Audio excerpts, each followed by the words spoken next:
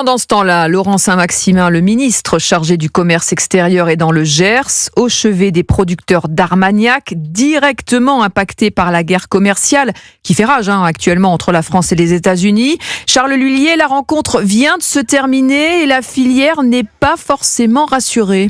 Oui, au départ, ces taxes douanières ont été annoncées à 200% pour rappel, ensuite à 20%, et là, en ce moment, à 10%, un niveau à peu près tenable pour les quelques 500 producteurs d'Armagnac dans la région. Le problème, c'est que c'est un sursis qui ne va durer que 3 mois et que personne ne sait quel sera le niveau de ces taxes à moyen terme. C'est ce qu'ont fait savoir les acteurs de la filière ce matin au ministre.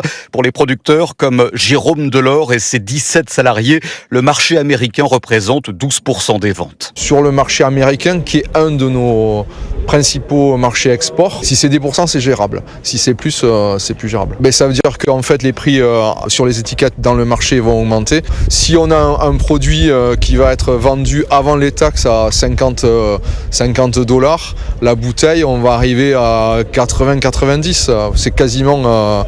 ça double. De toute façon, notre importatrice me dit, voilà, si j'ai 30% de taxes, je vais faire faillite. C'est fini, quoi.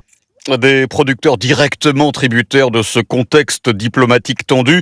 Il a aussi été question de la Chine ce matin avec le ministre. Ce pays, un très gros client aussi, qui depuis 2023 a passé ses taxes douanières à 35% sur l'alcool français, ce qui ne fait qu'amplifier bien sûr l'inquiétude de la filière dans la région.